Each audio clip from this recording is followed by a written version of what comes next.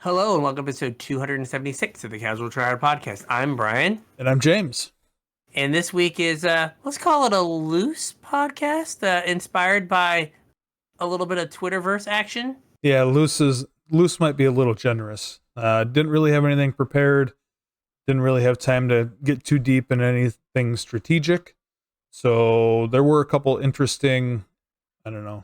I don't want to call them like tweet threads or whatever, because that might be a Social little media posts. sure. A couple interesting social media posts that I thought might prompt an interesting discussion. So I figured we'd build off of that and see where the night takes us. And like for our patrons, they got to listen to one of those and then get our initial takes on it. Yeah. So yeah. But if you have ideas for shows, I guess we're going to soon be in Modern Horizons 3 spoiler time, but if you have ideas for shows or things you want to hear about, please don't hesitate and hit us up. Facebook, Discord, X, all that stuff. Also, like, we might need some evergreen topics that we can maybe put away for a perhaps hiatus at the end of the summer. Yeah. So, No, we always got Back in My Days to fall back on if we need we to. do. And I've been sorting a lot of cards, so I've at least relived a few of them. Bringing back those memories. Yeah, there's a few cards I'm like, I can't get rid of this Dauntless Cathar. I loved you so much. I have so many of you. You'll never be worth to somebody else what you are worth to me. Exactly. Looking back at this, being like, oh yes, playing in that store that was in the back of a warehouse that had like walls that didn't go all the way up. Oh yes, the good old days. Hey, I built those walls. I know you did. By myself. I know. I helped lay the floor. Yeah. And I painted some in the new place. Anyway, but yeah, if you have any ideas for shows or stuff, please hit us up. Yeah, like you said, all the links are in the description. It'll probably be, I think, 2 weeks before we get MH3 spoilers, and like you said, we're gonna need some topics for the satchel to pull out rapid fire come the end of the summer. So, any ideas you guys have, post them up. Let us know. If you want to support the show, there's a few ways you can do that. The first is with our TCG Player affiliate link, CasualTryHard.com/TCG. Surf on over there, do your shopping, and support the show at the same time. We would appreciate that. If you want to support us more directly, Patreon.com/CasualTryHardMTG is where you can do that. Chip a couple bucks in, you'll get access to our show notes. Sometimes there's more show notes than others. You also get access to another hour-ish of content in the form of our pre-show, which we record and just kind of put up there. No editing, no planning, no scripting. It's just us hanging out for an hour before we shoot the show. Like Brian said, you also got a little extra sneak peek this week where we kind of went a little bit deeper on one of the social media posts, and we're probably going to go in this episode. So if you want to hear that, you can sign up for Patreon. Like I said, chip a couple bucks in, support the show, and we would greatly appreciate it. Yeah.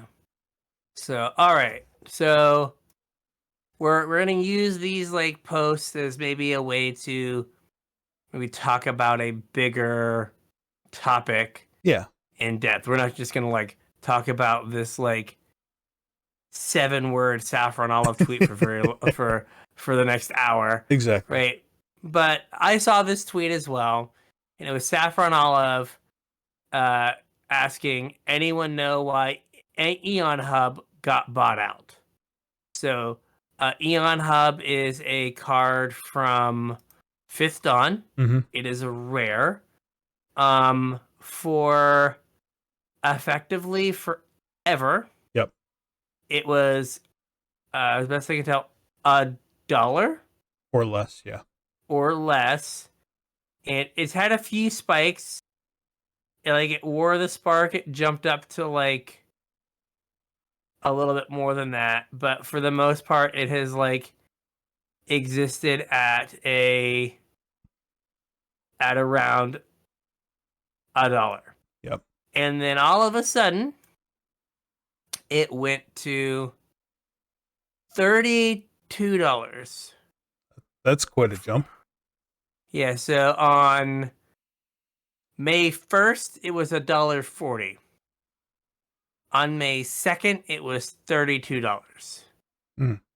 And it has worked its way back down to as of today, $8.55. Okay. So I think first we should kind of explain the concept of a buyout. Sure, absolutely. Because that's almost certainly what this was. Yes. Yep. So a buyout historically has been when a card that there is a diminished supply of for whatever reason gets a target put on its back, and people in the community decide that that card either should be worth or they think will be worth significantly more than it currently is. So they will go on all of the major sites and buy every copy that's listed. And then when it's restocked, because like a lot of the big stores don't have all of their inventory up on the website, whenever something goes down, they have to restock to help, for one reason, to help prevent things like this. They serve as like checkpoints. So if a card's spoiled and they have 400 copies, and like a card is spoiled that makes that card more desirable, they don't want all 400 of those copies selling instantly for a quarter, where if they sell 10 of them and they all go rapid fire, and then they list 10 more at $1 more and they all go rapid fire, it helps to like find the actual price of the card. Yes. And also helps to prevent buyouts like this. But when you're doing a buyout, you'll buy every copy off a TCG Player, you'll buy every copy from Star City, every copy from, it used to be Channel Fireball, every copy from Card Kingdom, Troll and Toad, like all of the places, you'll just buy them all. Yes, you'll find as many as you can and buy them. Yep. That does two things. It brings the supply way down for when other people decide that that card is also desirable. And it also skyrockets the cost of the card because there's artificial demand for it. Mm-hmm.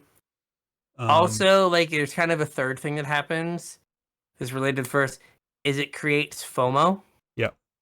Of like, so it decreases the supply while also artificially increasing demand, not just from the person or the group doing the buyout, but also from people going, why is this card going up? Did I miss something? I guess I need to get my card before I can't afford it. Before I can't afford it anymore. Yep. I'm assuming this happened with Aeon Hub here. That makes the most sense. Usually when you see a price history where it goes from a low price to something astronomical, and then like works its way back down, that's almost always a buyout. Yep. And now there are times where it'll spike and stay high for a while. Yeah. And oftentimes that's because there is real demand instead of artificial demand. There's some A plus B combo. Right. My internet wanted to work. What is the card that like lets you discard a card to like the smog card or whatever? Chain of Smog. Chain of Smog. Yep. Right, like that got printed, but has when the Wither Bloom Apprentice got printed. Yep. That went up in cost because of combo. The combo. But not but it like spiked and kind of stayed high because there was actually kind of a home for it, even if it's like fringe.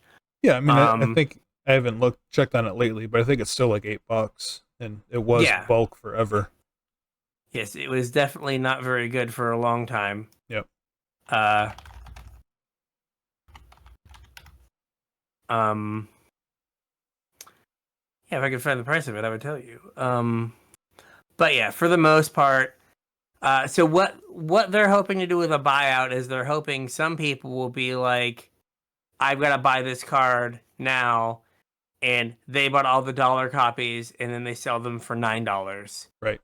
And like they will like make money doing that. Mm-hmm.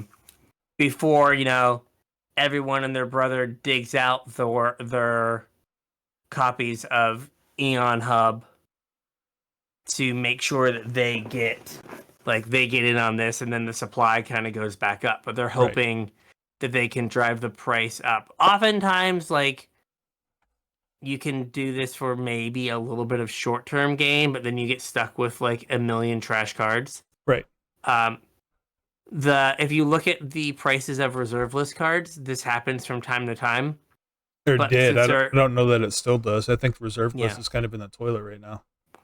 it has gone down substantially. I could have sold all of my cards in 2020 and then bought them all again at a nice profit. Oh yeah. But every so often you'll like see a card that spikes. I think one of the more famous examples was the guy who bought all the moats Mm-hmm. and But that took was moat like from the like first buyout. it was like 50. They were like 50 or $100 or something, maybe not even Yeah. that much. And then they went to $600, and you can't get a moat for less than $600 now. Right. Um, so like that. So that's kind of why they're doing this. So it often doesn't really matter what the card does in a buyout. It's often some combination of like perceived value, like, oh, this card should be worth more, Right. which is what often happened with reserve list stuff, which was like, oh, hey, there's like some very low number of these that were ever made, Like moats. like moats. Yep. So they should, and they said they're not going to make any more. Right. So the price of this should be higher, more than likely. Yep. And then recently there's been more buyouts that are like kind of like Aeon Hub, Mm-hmm. where It's a marginally useful card. Marginally useful, or like, hey, there's an A plus B combo that like probably isn't very good, but people will get super excited when like, the A piece of the combo gets spoiled in a set. Right. And then they want to run out and buy the B piece of the combo from a bajillion years ago. The other thing that is pretty typical with these is you mentioned scarcity or something along those lines. Mm-hmm. There's certain sets that tend to be better for buyouts than others. Like Lorwyn. The Lorwyn block is one of them. It was kind of a low point in the game. There was a lot of people leaving the game, not a lot of people coming to the game. The set, for that reason, didn't sell very well, and there just wasn't a whole lot printed. So a lot of those cards that haven't been reprinted, when something like this happens, tend to get pretty spiky, and they'll just kind of skyrocket out of nowhere. Fifth Dawn is another one, where it was kind of a low point in the game. There wasn't a ton made. See, in like earlier sets, even if they're not on the reserve list, if they haven't been printed again, like the earlier sets had much lower print runs that say pre-Tempest or like pre-Fallen Empires. Yeah. Like those sets will have a really low print run. So the impetus, at least from the Twitterverse, for why this buyout may have happened was because of the new Obeka. Yeah. Because it gives you an extra upkeep. And as Saffron Olive pointed out, what happens in the 99% of times you aren't playing against Obeka? Like, why would you even put this card in your deck? Exactly. If it's only good against one commander. Right. So oftentimes, like, when a spike happens, you want to kind of ride it out and wait for it to come back down. Mhm. Because, I mean, right now it's at 850 and like the curve is starting to flatten out. But in like a month, this might be back down to like $2 or $3 Yeah. more than it was when it spiked, but it's not going to probably stay at $8-9 for a foreseeable amount of time. Right.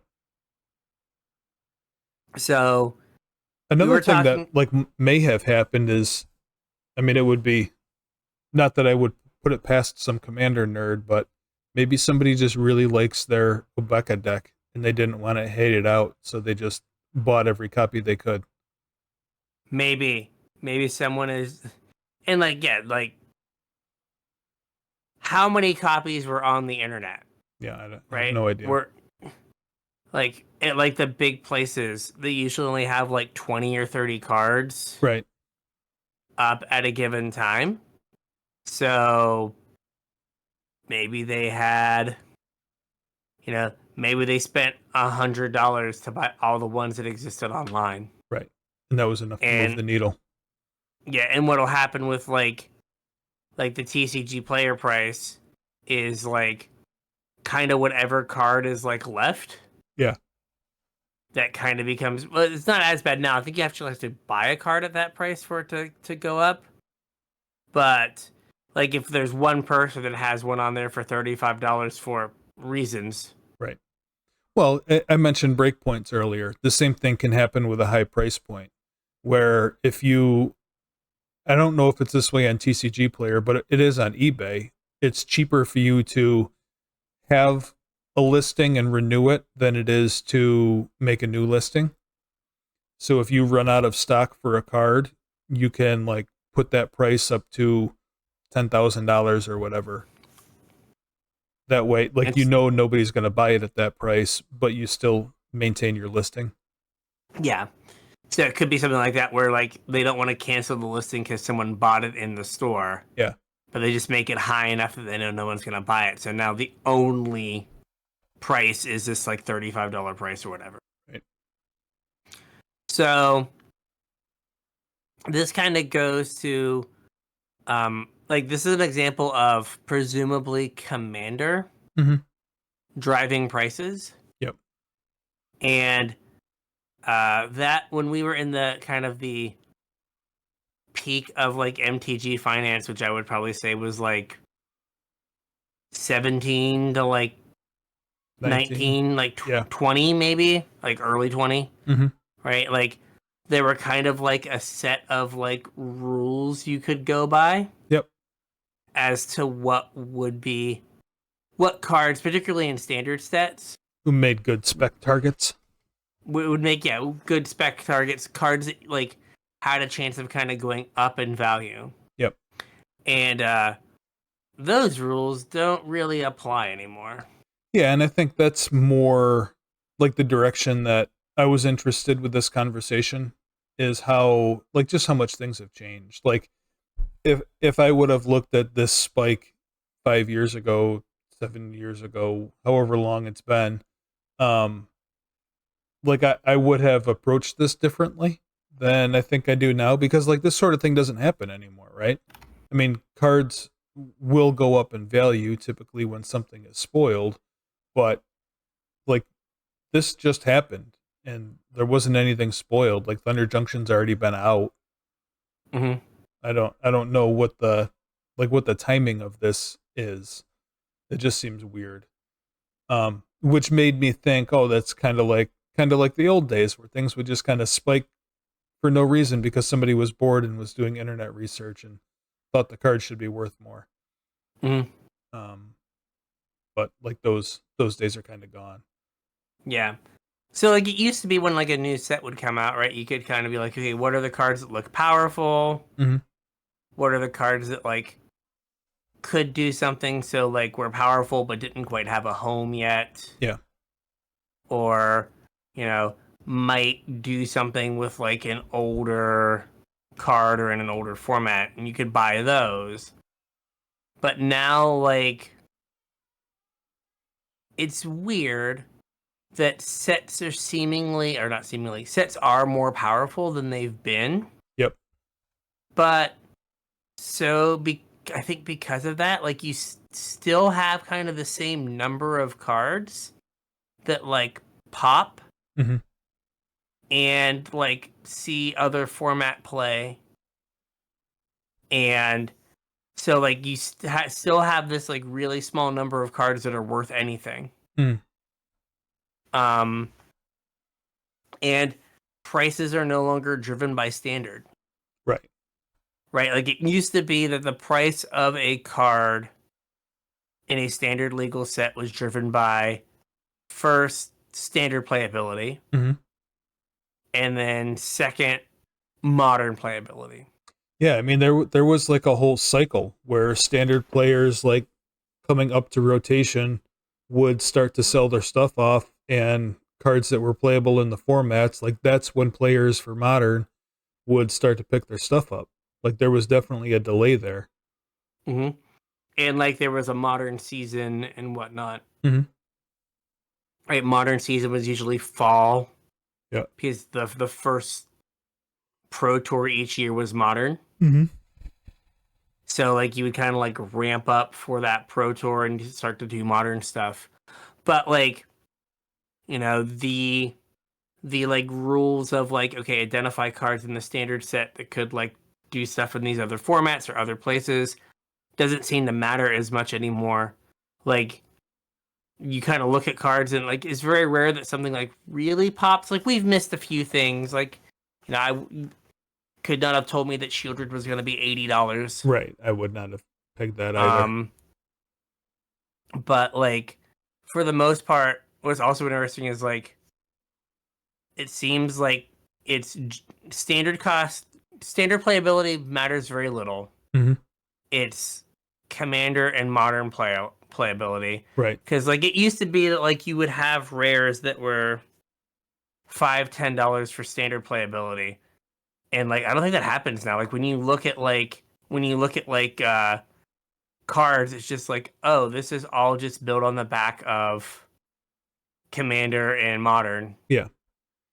Yeah, Commander's Like, definitely the driving format now where it didn't used to be. And that changes the way some of this finance stuff works for sure. And I think that's like where you were going with that.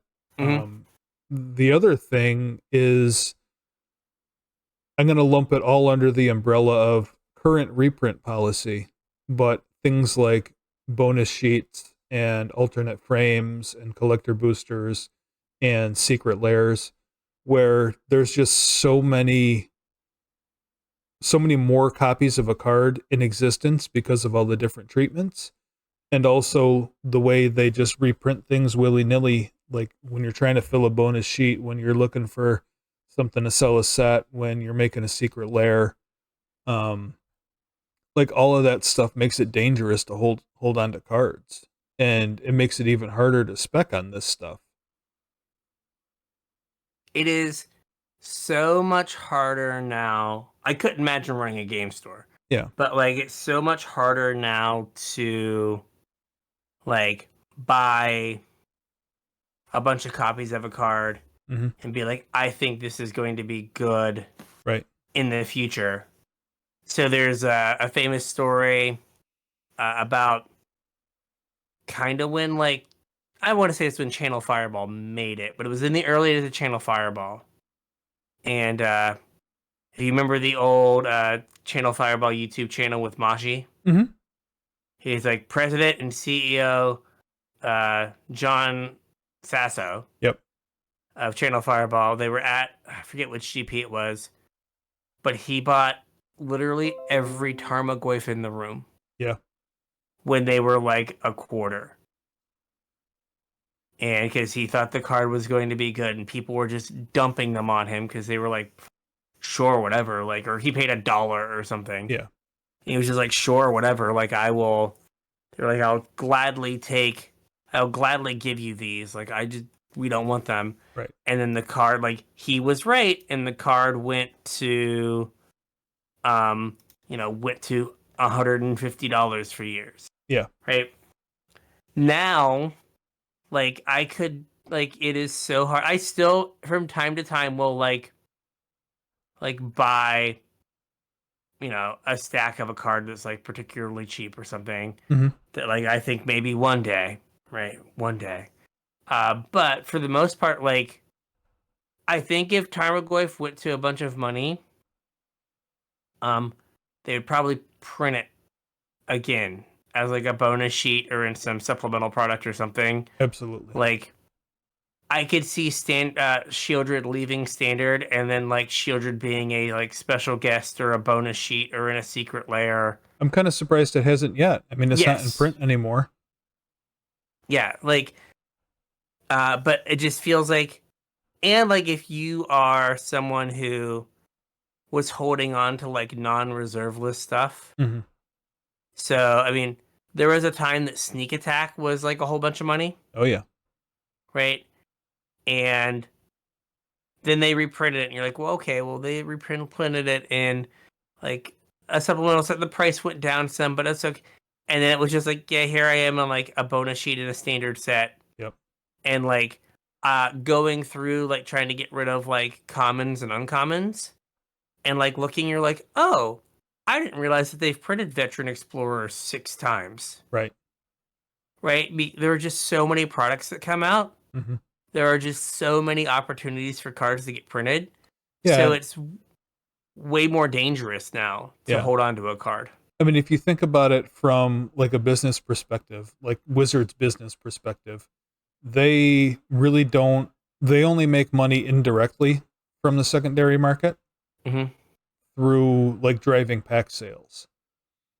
If it's more beneficial to them to find a balance point for a card that has like an $8 secondary value as opposed to $100 secondary value, and use that like delta in price to move packs, like that makes way more sense for them to do. Mm-hmm. So, I mean, it kind of like, makes sense. That's the direction that they went, but they know that as a bunch of hairless apes, we're bad at probabilities and math, and it's like people would like rather open a bunch of packs and hope that they open the $6 card out of the $3 pack. Well, like that's not the whole story though, because I don't necessarily think Wizards cares who they sell the packs to. Oh no, this is true. And that's up to whoever's opening the packs. So it might be, you know, Timmy on his kitchen table. It might be somebody at Walmart. It might be somebody at your LGS, or it might be Star City Games opening 6 pallets. Yeah. Well, what I mean is that if you put an expensive card, if you put the One Ring, yeah, in your packs, right? There are going to be people that would not ordinarily open packs. Oh, sure. That would open packs. Yeah. And so the One Ring is like an extreme example, mm-hmm. right? But, you know, hey, I want a Verdant Catacombs, mm-hmm. right? Back when they were $70. Right. Right. If you put Verdant Catacombs in your set, people were more apt to, well, maybe I'll just buy a pack or two. Yeah. Because maybe I'll get a Verdant Catacombs. Yep. As opposed where they, you know, wouldn't. Where it's like, well, no, the chances of you opening a Verdant Catacomb, while not zero, are like approaching zero. Mm-hmm. Right? You'd be better not opening these packs and then spending the $50 to buy your Verdant Catacomb. Right. But, you know, you get people that will buy 2 or 3 packs, hoping that they run hot as the sun, mm-hmm. and then will still then buy the Verdant Catacombs off the secondary market. Yeah. So Wizards sold them some packs they wouldn't otherwise sell. Right. Plus then sold all the packs to the vendor. Mm-hmm. But like, so they like, it makes more sense for them to make it seemingly more enticing to open packs. Yeah. But it's funny, like think about like all the Discord and talk about people about the fact that like if you like buy a booster box you just lose money. Oh yeah. right? Like the expected value of a booster box is not equal to the price of a booster box. Right. So like I don't like it doesn't it's not working in terms of like secondary market value. Yeah. But yet we still open packs. For some reason. For some reason we do. But yeah, it makes way more sense for them to sell secret layers where they can say like take 100% of the money. Take 100% of the for money. less work. Yeah, and be like, we're gonna put one card in here that is worth the price of the secret layer. Right. And then like two somewhat thematically related cards and call it a thing. I mean, I bought some of the like Welcome to Castle Dracula. And they've gone up in value. That secret layer has gone up in value. But there's part of me that's like, I think it's Sanguine Bond is the card that was in that. Yeah. That like makes it worth anything. We could go to Bloomborough and they could like have like a special guest sheet of Sanguine with Sanguine Bond on it. Yep. And then my things go to not very much money. Right. Where previously it would be perfectly fine. Like you would feel fairly confident that like, oh man, Sanguine Bond's a weird card. It's hard to print. Yeah. Right. I mean, the same logic that has so far held up on your the Ozolith. Yeah. You're the Ozolith call, right? Whereas like, how are they gonna ever reprint this card? This is strange and weird, right? Like the strange and weird thing, like it used to be like, oh well, there has to be like some reprint set where like this card would make sense to be in there, right? And like kind of works. And now it's just like secret lair shiny rocks. Exactly, secret lair shiny, or like you know, a bonus sheet that is artifacts. Yeah. Or like a bonus sheet that's like counters themed. Right. For whatever reason. And then like they just print the Ozolith and that Ozolith is like $3. Which in turn makes your Ozolith less because, well, why would I spend $30 for an Ozolith when I can spend $3? Right. And maybe I don't like the art as much or whatever, but for $5 I can make do. Yeah, there's not like an escape hatch. Right. In the market where before there wasn't. Yep. But yeah, it's just way, way, way harder to hold on to stuff. Yeah, it's just a different time. But like, what is the other? Yeah.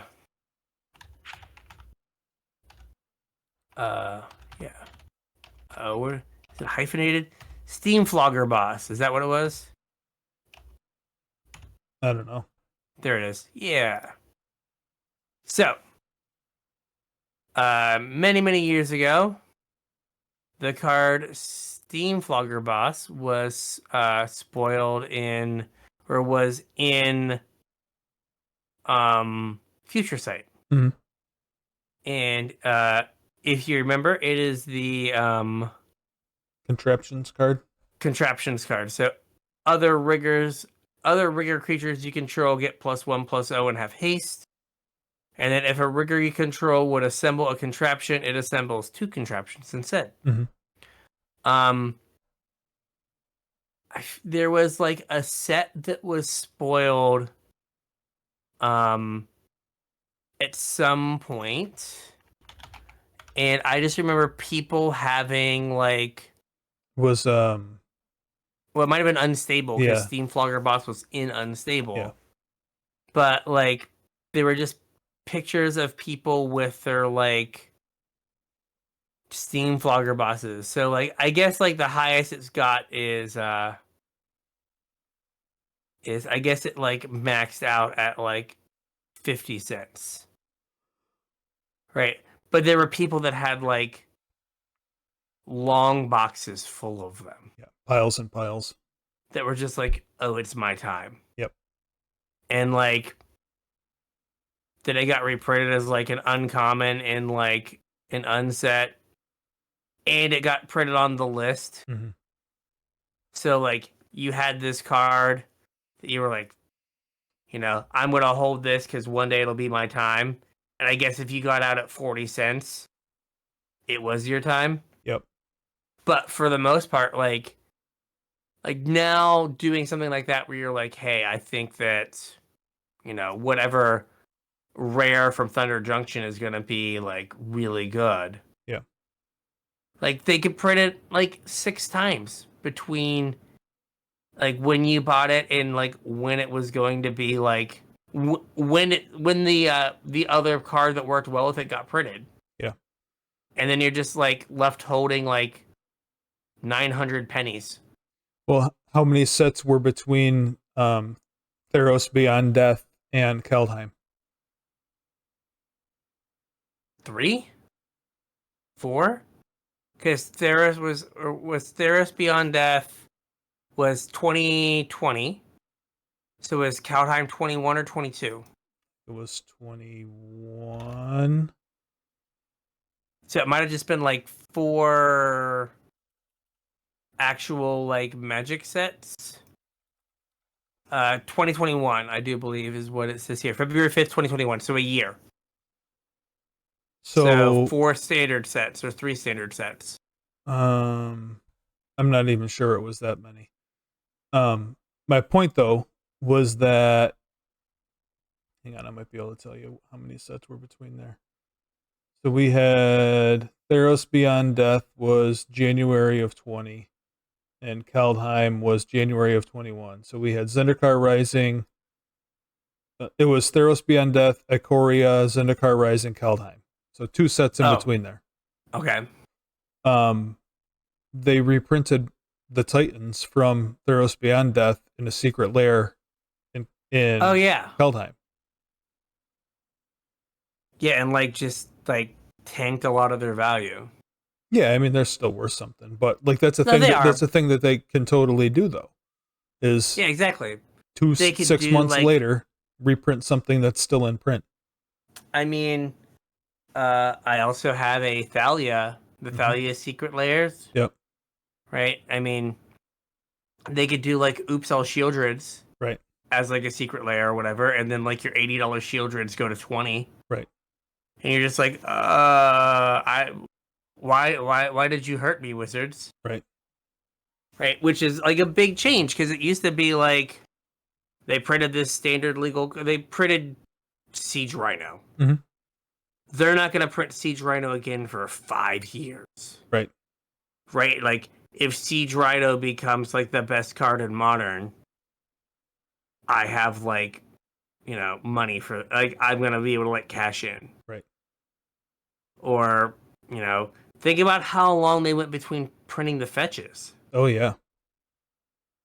Right? Like the cons fetches, which I guess has been 10 years. They were printed in Onslaught. Right. And then they got printed into cons, and they've been printed in some way, shape, or form 3 or 4 times since then. Yeah. Since cons. 2 they were in original masterpieces. They were in Zendikar Rising bonus sheet.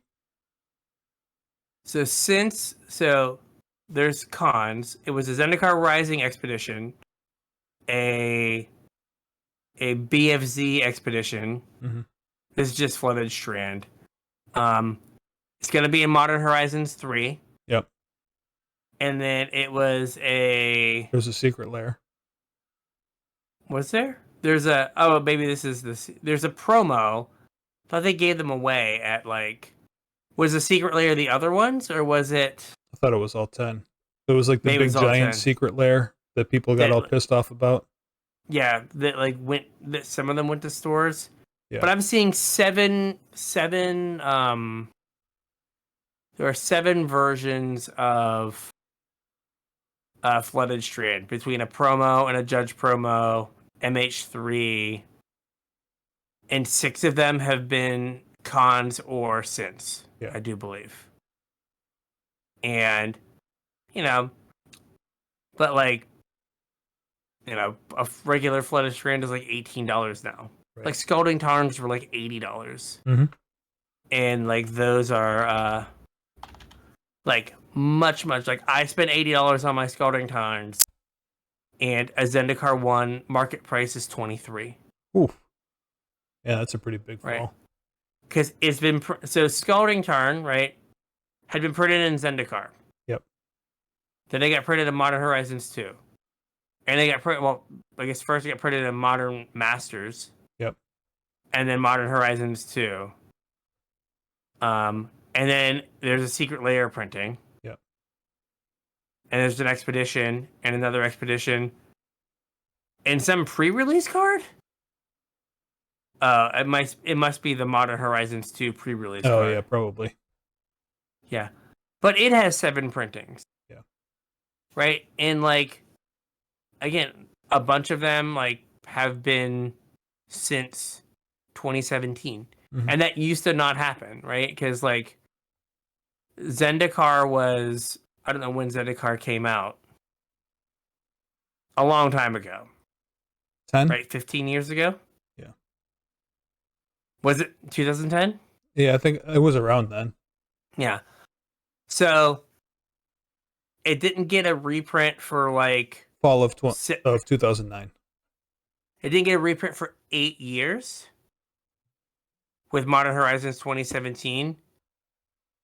Well, I guess the Expedition, right? But then it's been printed a whole bunch. Yep. Right? And like it used to be cards like that, you could be like, I can park money here and I know that they're going to be like worth something. Mm-hmm. Which, like, you know, you could argue if that's good or bad.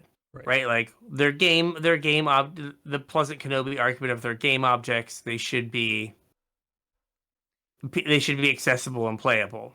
Sure, I get that, but I see the other side also where like you can get a return on your investment when you decide that you no longer want to play with that game object. Like it makes it easier for you to buy into another deck. If your deck is worthless, then it's arguably harder for you to buy into another deck. You kind of get locked into something. Right. Yeah, so like I think there's like the 2 points of view are the person who already has the card and the person who wants the card. Sure. Right. So the person who already has the card and can use it as the game object. Right. They would like the price to go up. Mm-hmm. Or at least stay like semi-constant. Right. Stability, right? I think, is key. Yeah. And then there's a person who doesn't want the card, who I guess just hopes every bonus sheet, right, or everything is just like, again, fetch lands or the card that they don't have. And like I understand that, like, you know, there are definitely some cards I'm like, oh man, I would like buy that card if it wasn't $40. Right.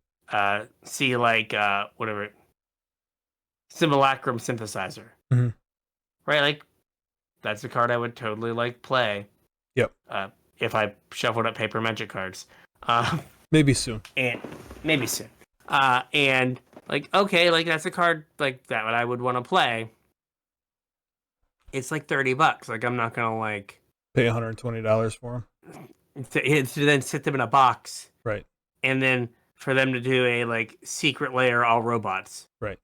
And then they just like, you know, here's Simulacrum Synthesizer and a fancy construct token. Yep. And like Urza. Mm-hmm. And then they sell it. And you're just like, oh, I wish I didn't own this now. Because now they sold all of these. Everything got way cheaper. Yep. So, yeah, it's very different where, like, you know, you could kind of, like, buy something and, like, hold on to it. And we've lost the ability to do that. We've lost predictability. There used to be some predictability in the market. Yep. And now it's just, did Gavin, like, you know, eat a chicken taco and decide that like he wanted to reprint Arc-like Phoenix? Sure. And like, oh, now Arc-like Phoenixes are $1. Mm-hmm. And it's like, well, I hope I like Arc-like Phoenix because I am not going to be able to like sell this card now. Right. Oh, Arc-like Phoenixes are $1. Of course they are. Because they've been printed in guilds and then Ravnica remastered, Yeah. Of and there is a secret layer something something countdown kit, course there is. and then another one. But don't worry, I only put an Arclight Phoenix. There's also Anime Borderless, Retro Frame serial numbered, Ooh. and it's like so there are just so many versions of this. Would you like number 457 out of 500? Maybe. How much is it? $194. I would not like it. What number is this one? Is this 483 for 210? Mm-hmm. I appreciate the people on the serialized cards that put the picture of the card so you know what number you're getting. Oh yeah, because there's no way to differentiate otherwise. Yeah, because there's 1, 2, 3, 4, 5 listings that just are just the card. Yeah. Like it's like no, I want a specific number, please. But yeah, we've just lost that predictability or like the ability to say like this card is unique. Yeah. It'll be hard to reprint, so I can buy it and hold on to it for the time that it'll be good. Mm-hmm. Right, or I can buy it and hold on to it for the fact that it's hard to reprint. Because like Agatha's Soul Cauldron, Right. I have no idea what people are using that card for, but I think it had been up to yep. So it is $33 market price. Holy moly. Is it just Commander? I guess like there aren't any standard decks that play it. Like it didn't show up at the Pro Tour at all. Yeah. There are like no standard decks, and it was spoiled. It was a near mint foil. Why am I only seeing foil prices? It sees play in Yawgmoth, Hardened Scales, Painter, Devoted Combo, Mono White Midrange, Simic Artifact Aggro, Jun Scam, and Rakdos Scam. Okay. So it is seeing some play. But like, is it seeing like I don't know why like there are only foils. The price on TCG Player is only showing me the foil price. But like that's been $44 for like ever. But like yeah, like this not a card that sees some play. It's not like it's everywhere, but it's just Oh, like, that actually makes a lot of sense in Yawgmoth. it does. Yeah. But like $30-$40 cents. It's a popular deck lately. But like now it feels like there aren't as many opportunities to get in on cards. Yeah. Like I don't know if everyone has just like figured out the like okay, this card is playable and there's no way they can reprint this thing because like who's Agatha right and her Soul Cauldron in like random set.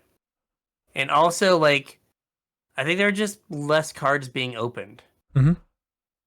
Like I know that every set is the most popular, most widely opened set in the history of Magic, though I don't think that has been said the last couple sets. Well, like to that point though, the way for that to be true is if like we've said a bunch of times, kitchen table is driving everything, right? Mm-hmm. I mean, it would make sense that kitchen table players, those cards don't end up in the secondary market. True.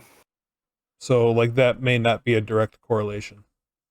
Yeah, it could be that they're being opened and falling off the face of the earth, so right. you end up with a low supply. Yeah. Even though lots of packs were opened, they never leave where they're open. They're just right. like get put in a box until someone moves, and then they move close to 40,000 bulk commons and uncommons. Yeah. And stress out their local game store when they go, "Can you take more?" And their face goes white, and it's like, "Not today."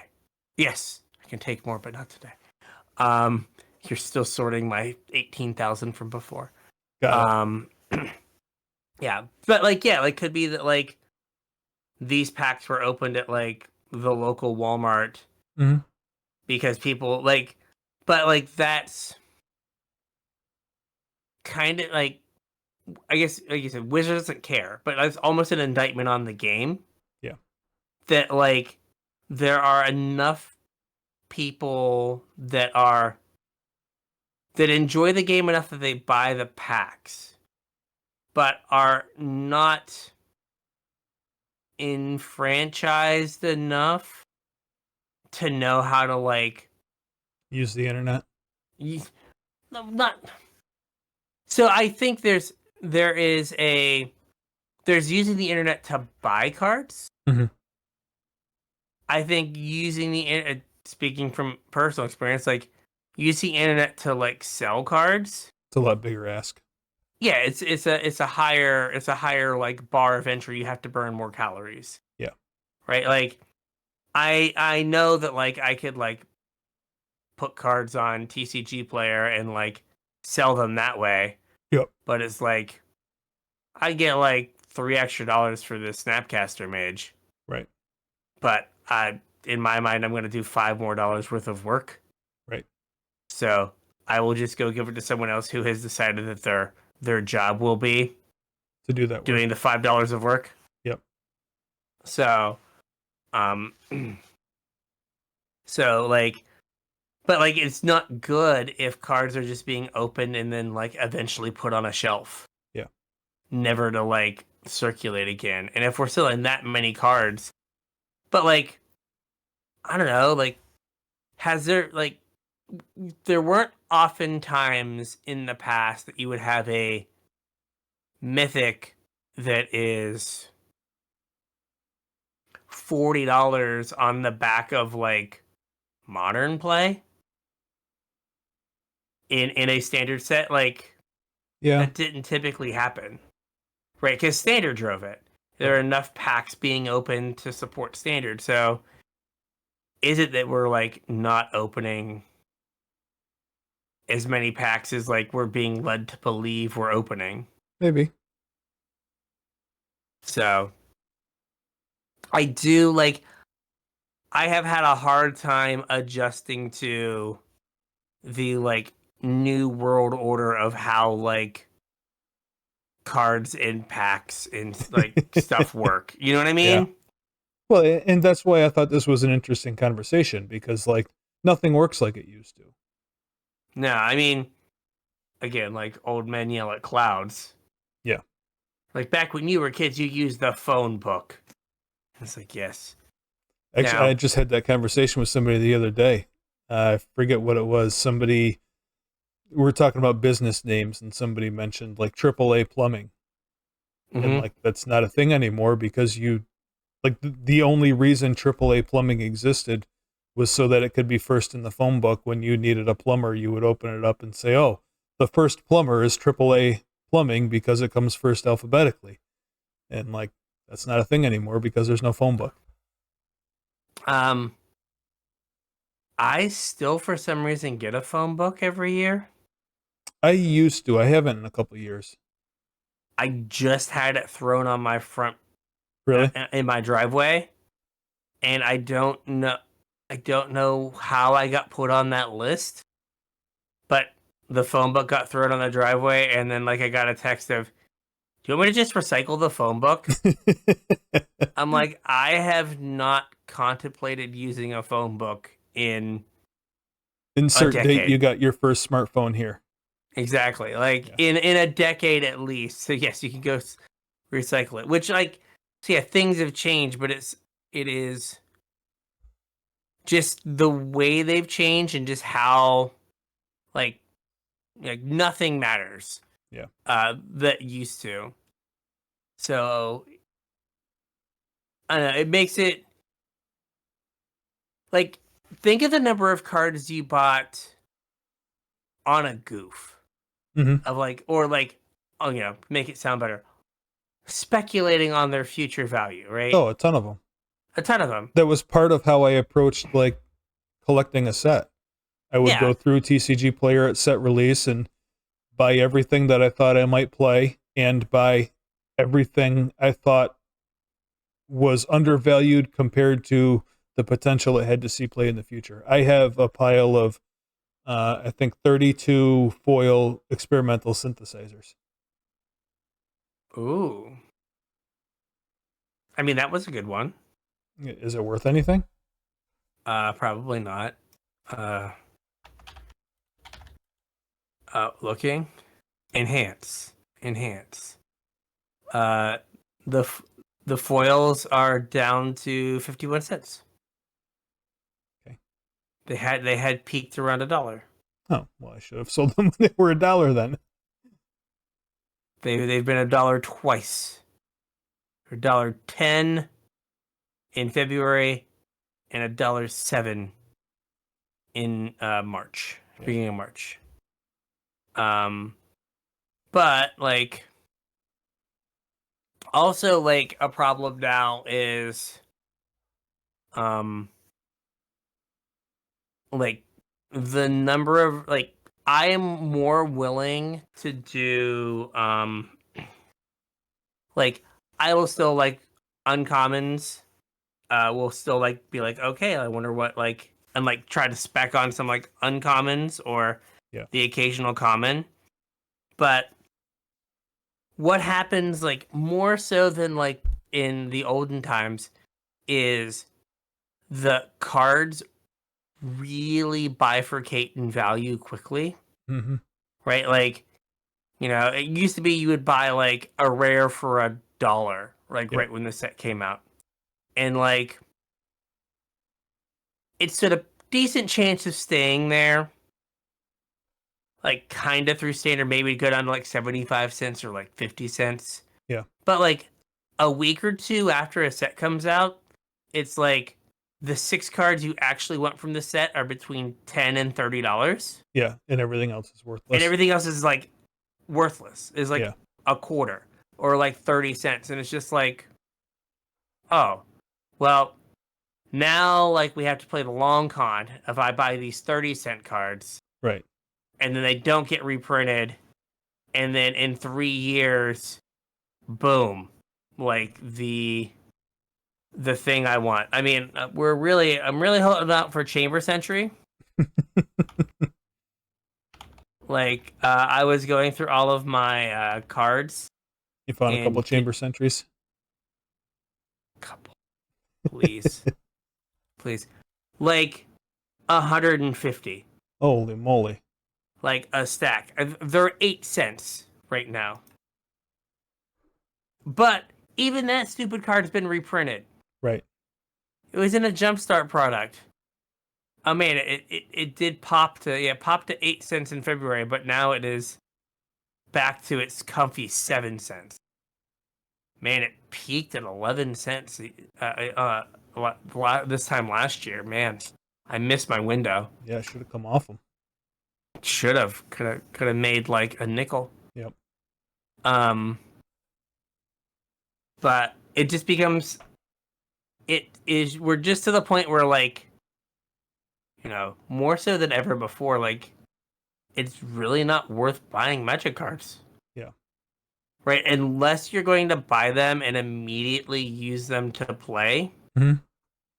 Right? Like, just like the like collecting as a hobby because, oh, maybe this, like, I get a little bit of dopamine when I hit the buy button, when I fill my cart. Like, ooh, I like this. Which is still how they get me sometimes.